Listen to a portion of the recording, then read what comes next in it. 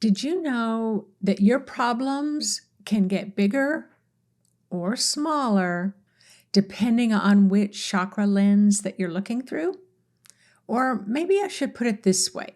You've got the problem, and the problem is there, but how you perceive the problem shifts depending on which chakra lens that you are looking through.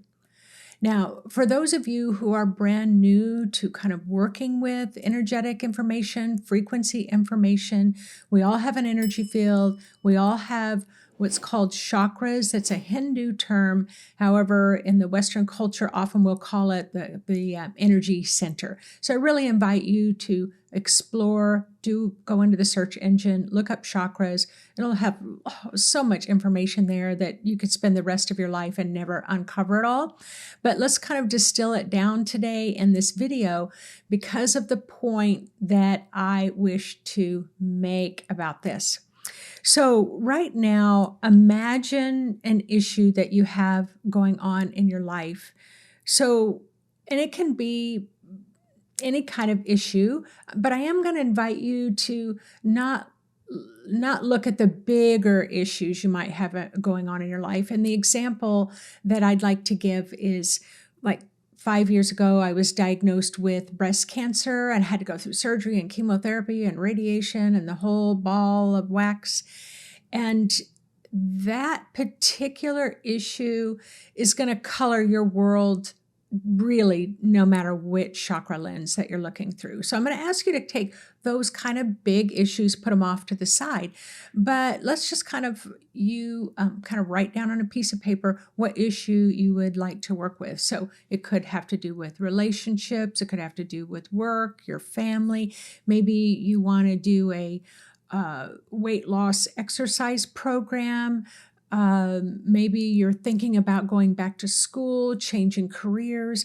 Maybe you have always had a dream, you wanted to be an artist. So you can look at all those as issues. So I would suggest that you select something along those lines. Why? Because I'm going to teach you a little technique to where what do I want to say?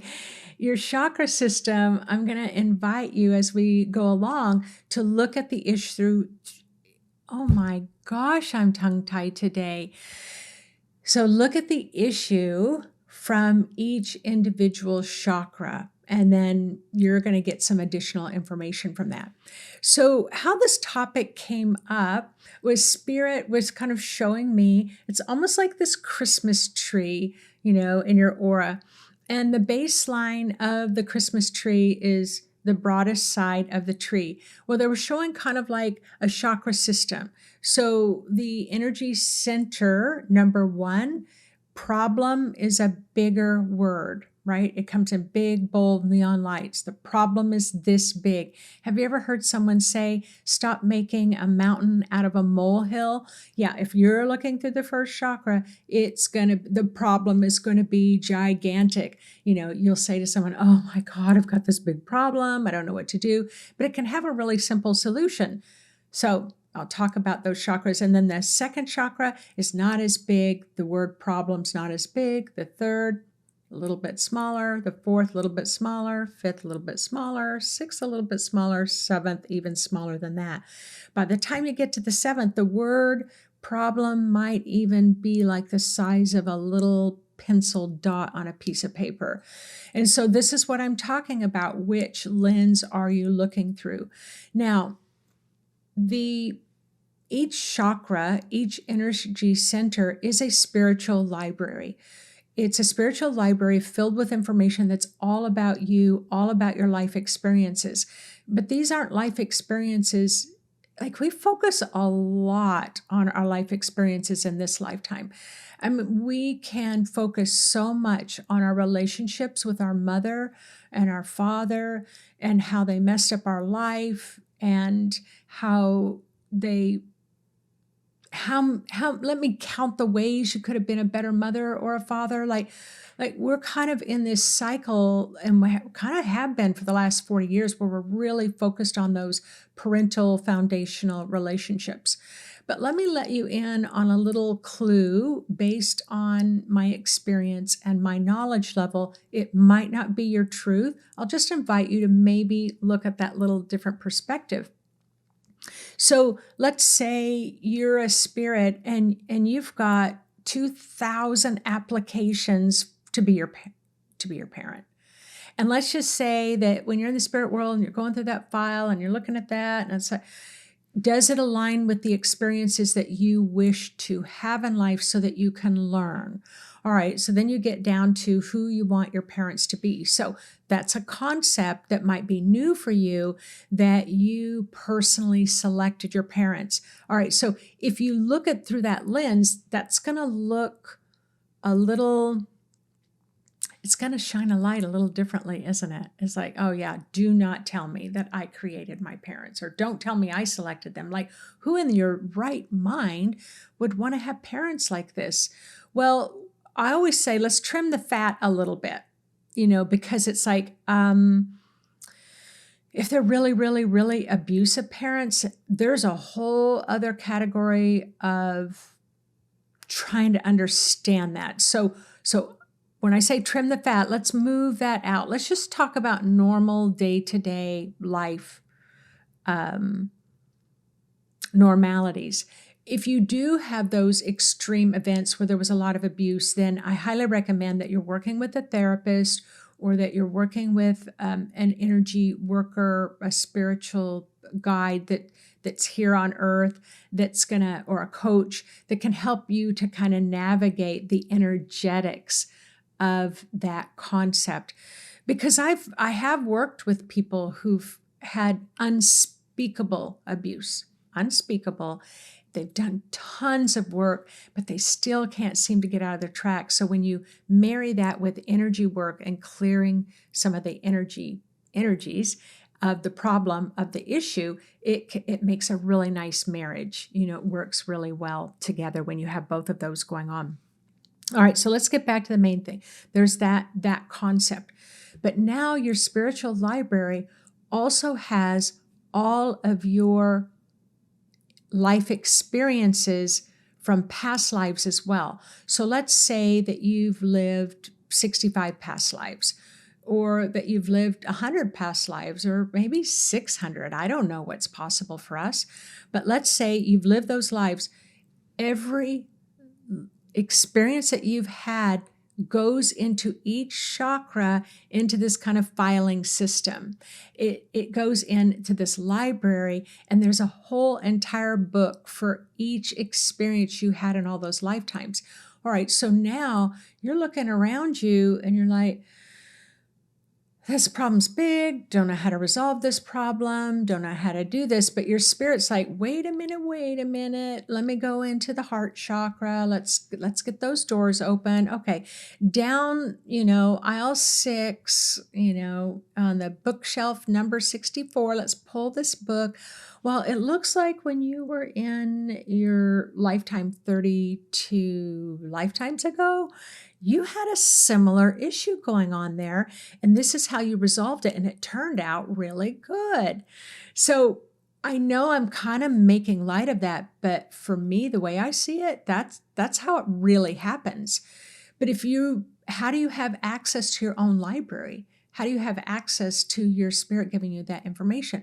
What really comes into that meditation, bringing consciousness inside the body, getting comfortable, trusting, and having faith that you can ask those questions of your higher self and say, could you show me an experience that I had before that was similar, and how did I handle it then? So often your ideas come to you and you think that they're your ideas, but actuality, your spirit puts that idea in your head. If somebody else puts the idea in your head, it's probably not going to work out very well. It's like, why did I follow that? I knew I shouldn't have followed that. But the faster you can get at asking for the information to come, having the resources to be pulled out of your own chakras, not out here, but in here. The only way to do that is through meditation. So, and often people will ask me, what meditation do you highly recommend? Well, what I'm going to tell you is I've had lots of advanced meditators taking my program or learning the way that I teach. It's not my development. I was taught this way. My teachers were taught this way. But I call it an active meditation. I call it an intuitive meditation. You're very conscious as you are participating in the meditation. But for some of you, you've written me and you said, I can't have that much stimulation. I need more quiet. I need an opportunity to drop into a deeper place. Then you're going to want a meditation that maybe focuses on breathing and focuses on allowing that quiet, that you need that quiet because your nervous system is already overstimulated. So I always say there's a really great app that I love. It's called Insight Timer. And so the beauty about that is you're going to get to really try a lot of different meditations to see which one that works for you. So if people say they can't meditate, that's not true. It just means you haven't found the right one yet. So but if you want one of my free meditations, you'll go to my website, intuitivemind.org, under shop, under free, and then you can listen to some of those.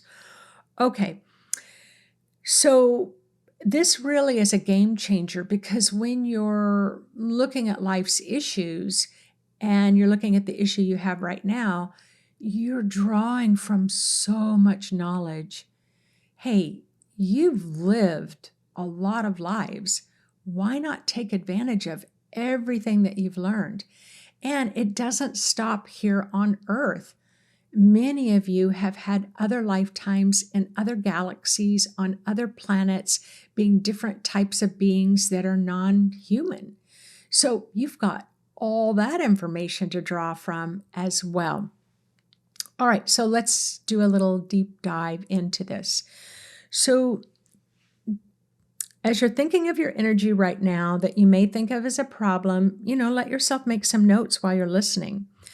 It's your energy field that dictates and can add complexity to each of your issues, especially if you're, let me see this again. I wrote this. I can't read my own typing. Okay. It is your energy field that dictates the complexity to each of your issues, especially if your chakra is overfilled with toxic thoughts, criticisms, and doubts that any of your problems will ever find an easy solution. So how many of you have you just thought, I'm not going to be able to manage this. It's not possible. I'm tired of this being in my face all the time. I'm just going to give up. Like, why even bother? And so that can come up and that can kind of trigger you to stop looking at your issue. You're just tired. It just makes you tired. So your root chakra is your survival chakra. It's a problem-solving machine. Your root chakra is a problem-solving machine. It loves you to look for and find ways to solve your problems so that you can survive anything that life throws at you. So it is a survival machine. But here's the issue about the root chakra. If you have a belief that problems can't be resolved easily, then your root chakra will only take the most complex way home. So if you're thinking, this is life or death, I have to handle this, and there's these complexities, it's like, see, there's this block and there's this block, and I tried to go this way to find a solution and it failed and it didn't work, and you're climbing over boulders and trees that have fallen down. It's always going to be complex if your root chakra is calling the shots and you're not allowing the light of your soul to come into your root chakra. So when I'm looking at someone's energy field, I can tell where their consciousness is, because I can see the human energy field, I can see your field, and it'll be like these little eyes looking out between the hips. It's like blink, blink. That's kind of how I see it. Because your spirit will show me like a blinking eye so that I can catch the subtle shifts in that particular chakra. If you are looking at your life the good, the bad, the ugly, through the lens of your root chakra, everything is life and death. Everything is, I've got to survive. I've got to do this to survive. I need to take a job that pays a lot of money because that's the only way I'm going to survive. I can't be an artist or a musician or work in the theater. That doesn't pay well. I've got to go back to school. I can't work at McDonald's forever. So that's that constant survival messages that you're going to be getting from the root chakra. So now if you're looking at your issue, pause this recording, and then just pretend that your consciousness is moving down to your root chakra. Don't stay there a long time because it's an intense chakra. Remember, life or death, it's intense. Move down just to touch in and just look at the issue you wrote down on your piece of paper from that pure survival state. And then when you're ready, you can restart the recording again. Now, the next one that we're going to move our consciousness to is your emotional chakra. So your second chakra is the emotional one that can create an emotional attachment to all of your problems. Believe me, if you had zero emotional connection, it would be a lot easier to solve your problems. I know for me personally, I've had to say, all right, I'm really emotionally attached to this income. I'm really emotionally attached to this outcome. So if you are emotionally attached to the outcome and you just think, this is going to be sad, there's going to be a lot of grief, or I'm going to get really angry about this, or I don't know, whatever, you're jealous or annoyed and frustrated. It's like when you look through that lens, your little eyes, blink, blink, are looking out through the second chakra, then yeah, it's going to be tough to make that decision. For me personally, I kind of try to separate myself. Like I will say, well, if I'm not emotionally attached to this, if I move my emotions over here and look at the issue, then what decision would I make? Or if I know that it can turn out right no matter what emotionally, what decision would I make? Or if I'm really attached to the emotions, what decision I'm going to make? So that's going to help you to see. So I encourage you to pause the recording, move into your second chakra, energy center located right below the navel. Look through at your issue from that emotional lens and see, sense, feel, what kind of decision you would make around that, but also knowing you're drawing upon lifetimes of information.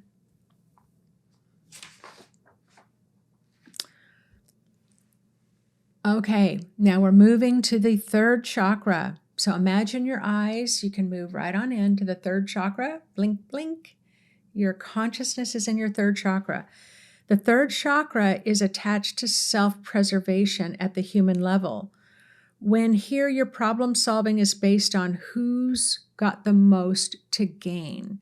So you're looking at your issue and you're like, all right, who's got the most to gain here with this problem solving?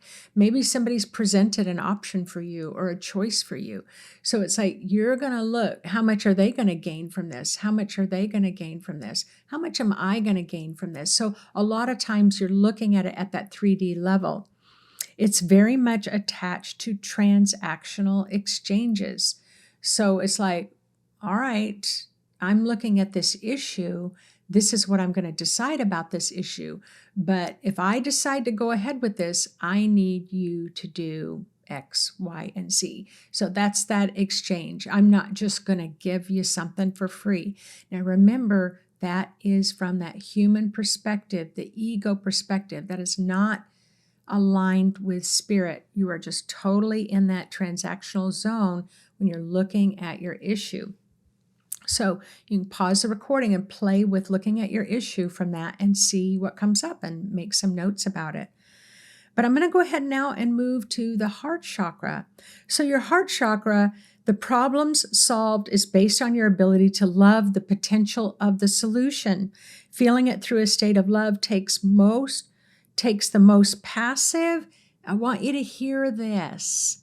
It takes the most passive, easiest outcome for others route, but maybe not the route that is the most beneficial of an outcome for you. Now, this used to be my mode of operation. So again, you can pause the recording when you have a moment and look out at your issue. Pretend like all your consciousness is in your heart chakra. You're going to look at the issue. So for me, you know, I really felt like I loved everybody. I love life. I'm assuming everybody loves life. I want to make things easier for people. I wouldn't like conflict, at all. So it's like, well, if that makes you happy, it could be choosing a meal. It's like, oh, you want to go have that anchovy pizza for the 10th time this month. And it's like, yeah, you don't want to have that, but you're not going to say anything. Sure, I love anchovy pizza. Now, for me, it was bigger, and I'm really embarrassed to share this story with you. But my son was in kindergarten. My daughter, or maybe he was in first or second grade, and my daughter, I think, was 4 years old. So my husband was a police officer. I was a nurse. And so we had this nanny. We had a woman that came in the house, which gave her a really beautiful foundation because they read books all the time. I really loved it. I'd never had an in-house person because my husband and I did shift work, and so we could kind of call her. She lived down the street. Well, one day she just said she couldn't come. She had to call and cancel because her car broke down. She doesn't have a car. She doesn't have the money to get a car. And so I said, well, how about I pick you up? And so we kind of got into that routine, but she was like, I really need a car. I can't get to the grocery store. I mean, it was a lot. So the reason why I say I'm embarrassed to say it, because remember, my heart chakra was going to take the most passive outcome, which often includes putting other people first. I was looking through that lens of my heart. If I love my neighbor like I love myself, if I want to see you succeed and I succeed, and if we all succeed, the world's going to be a better place. It's like, if I'm a good person would give you my car. Now I know that's crazy thinking, but my husband had a police car that he drove. We had another car that we could share, he could use when he wasn't on duty. We had another car that was sitting there just kind of taking up space. So why not? Well, this went on for a week and 2 weeks, and now it's a month, and it's like 6 weeks. And now by this time, my husband's like, all right, Nancy, this is a little out there. She's got her problems to solve. You have your problems to solve. We need to get a car back. And we took it into therapy. It was a big therapy session because I didn't want to give the car back. And I felt horrible that I had to ask her for the car. And guess what? She really plugged into me feeling terrible that she had my car. But anyway, the bottom line is I got my car back. She got a car. She was fine. But I lived life like that for quite a few years until I learned how to bring how I saw that passive world into balance with my third chakra. And then I could really see the boundaries that I needed to set for myself and to set for others. All right. So, but I was always looking at the lens through the heart chakra. And so the communication chakra, you can pause the recording if you want to look through the heart chakra at your issue. Now, let's move to the communication chakra. This is where your problems start to really seem smaller. When observing from your throat area, your communication chakra, this is the area where your spirit directly communicates to your body, your 3D world, where your body communicates to the higher levels, the 5D world, and communicates wisdom from your higher self. So when you're in the fifth chakra, yeah, it can get a little complicated when you're looking at your issue and you're thinking, but he said, she said, we said, they said, the government said, the news said, somebody called you a name and it's just playing in your head over and over again. Yeah, there's all that. But the beauty is your inner voice. It's just like a little sun located in there. And that's where you get more, you're starting to get more of the knowledge and wisdom guidance from your spirit. So take a look through your throat area at your issue. Now we're going to move to the sixth chakra. So your sixth chakra is your clarity chakra. It is, your crystal clear clarity. It is where you can clearly see what's in front of you, what the path is in front of you, the choices that you make. You can see with truth and you can see with clarity. That's where your pineal gland is. That's where your spirit comes down and illuminates the light of truth on your issue. So right now, when you feel ready, pause the recording and look through like your own, I was going to call it cosmic light. That might be right. Your cosmic conscious light is going to be behind your eyes in the middle of your head, and then pretend that that light is shining through your forehead, your third eye, and your regular human eyes at the issue. And now what are you seeing? Now what are you sensing? Even if you can't see anything, I promise you're still going to get information through one of your other senses of feeling, hearing, knowing, or seeing.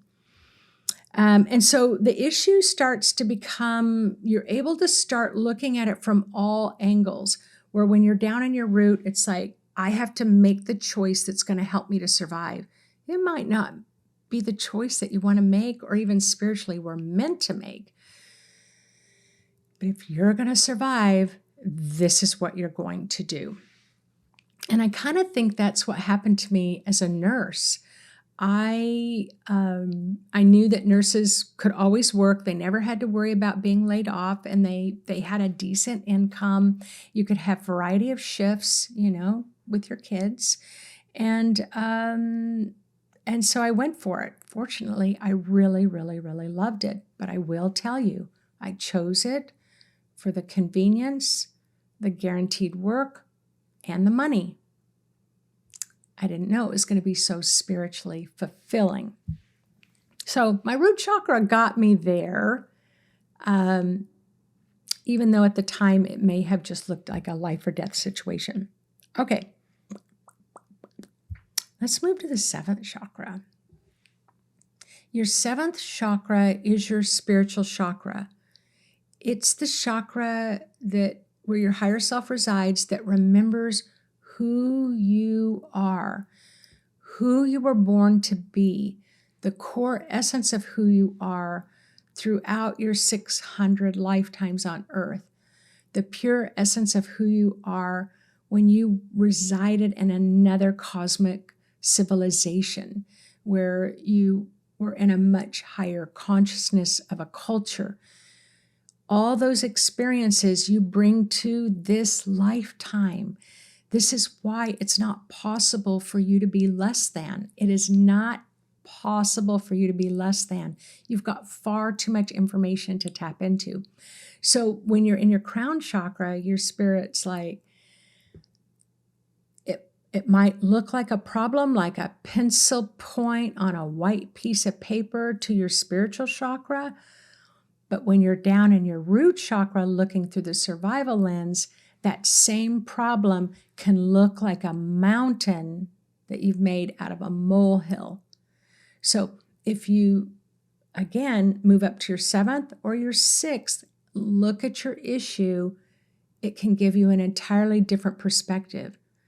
But I'm going to say it can be a lot of fun looking at all your issues, looking at all your relationships, getting a piece of paper and saying, what's my root chakra telling me about this issue? What's my second energy center telling me about this issue? My third, my fourth, my fifth, the sixth, the seventh. And then you get to summarize all of that information into being able to move into the outcome, the solution that you desire. So it's highly complex Don't make things harder than it has to be. Very little complexity when it's in the crown chakra. All right, let's see here. Individuals tend to live in just one chakra. So if you have a lot of PTSD, so you're in the war, you have trauma when you grew up, my house, I was caught in a landslide where I thought I was going to die. You know, that kept my root chakra every moment of every day. If I heard a rumbling truck coming down the road, I went into that full fear. I thought the hillside was going to come down on me. So I had to work at moving out of that survival chakra for about 6 or 8 months. It took me, goodness, like 6 years before I could even go back to that house. I just had so much terror, and I know how to work with fear, and I still felt frozen by it every time I thought about going there. So I had to override that and move my consciousness up. People who are highly sensitive, highly emotional, will tend to live in the second chakra. So as you move up to the 6th or 7th, you're going to not be drowning in those emotions. So it's just a little hint. Now, I can go through all the chakras, but I really cover that more in my classes. But you're going to get a sense and a feel intuitively of which chakra you might spend the most time in. Like a bully, for example, a little school bully, yeah, they're going to live in their 3rd chakra. That's the power center. So just teaching the little child or the adult that's the bully how to move to the 6th chakra is going to help balance out that bully power a bit more. So like I said, if you're looking at life from the 3rd chakra and everything's about power struggle, who's right, who's wrong, who should apologize, who's going to win, and who's going to lose, bring it on up. So I am going to just follow up by saying the problem can be really big. In fact, it can be really, really, really big. But how you see the solution to the issue is your job. So when we talk about the fires, for example, and people are caught in fires, or there's a flood, or there's an earthquake, we'll call those really big issues. Or, you know, a divorce can be a really big issue, you know, or an injury, a health, getting in a car accident can be big issues. But again, when you are in those issues, just try to take the elevator to the top. Tell yourself, I'm taking the elevator to the top. I'm taking the elevator to the top. And just feel your whole body calm down. And then if you're not quite sure you felt the subtlety, move back down into your root. Sense what you sense. Feel what you feel. And then move back up again. So I've just offered you a little tip on how to perceive your problems as big or little. I've given you a little energetic tip that works like magic every single time. So enjoy it. In this video, I've got all the links to the Blue Light of Truth meditation, the intuitive style quiz, and we have the fall equinox that's coming up. I've set a goal for my first time in 30 years to have 30 participants. So I hope that you will take action by joining me and helping me achieve that goal. That would definitely be a milestone for me. I would love it because I can't even imagine what it would be like meditating and going through a psychic reading and going through a big healing with 1,000 others. That would be the best. So I know you would enjoy it. All right, everyone, take care. See you on the next video. Bye-bye.